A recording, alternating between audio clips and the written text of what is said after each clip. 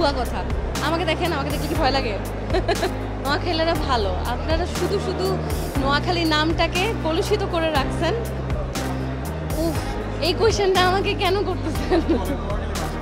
শুনেন, নোয়াখালী আমার জেলা। তো আমি আসলে এই বিভাগ চাওয়া না চাওয়া এই বিষয়গুলোতে অতটা ইনভলভড না, যেহেতু আমি জায়গাগুলো বুঝি না। কিন্তু আমার জেলা যদি বিভাগ হয় ভাই, আমি তো খুশি হবই। বছর এখন একটু কম হয়, পড়াশোনা গান সব কিছু মিলে আসলে এমন চাপে থাকি, যাওয়া হচ্ছে না অনেক দিন।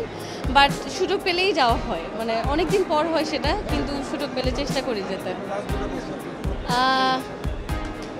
নোয়াখালী গেলে আসলে সত্যি কথা বলি, নোয়াখালী গেলে যেটা হয়, বাসায় থাকি, মানে বাসা থেকে বের হই না।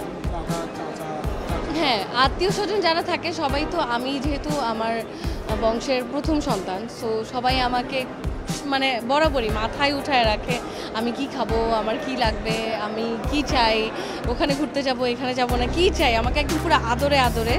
সো ওই আমেজটা খুব ভালো লাগে। নানুর কাছে যাই, আমার খালামণিরা আছে, সবাই ছোটবেলা থেকেই আসলে আমাকে চোখের মনি করে রেখেছে, এবং এই মানুষগুলোর কাছেও আমি কৃতজ্ঞ। কারণ আমার এই ছোটবেলা থেকে বেড়ে ওঠার এই পুরো জার্নিটাতে আমার যদি নানি খালারা না থাকতেন, তাহলে আমার এই ছোট দুই ভাইকে তাদের কাছে রেখে রেখে আমার মা আমাকে নিয়ে পুরো দেশ ঘুরে কাজ করতে পারতেন না।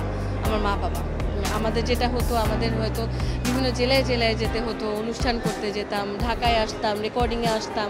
আমার তো ছোট দুই ভাই, সো ওই দুই ভাইকে দেখে রাখা, সামনে রাখা, যখন আম্মু আমাকে সময় দিচ্ছে ওই সময়টাতে আম্মুকে প্রেশার নিতে হচ্ছে না যে ঠিক আছে আমার নানু দেখছে বা আমার খালামণিরা দেখছে।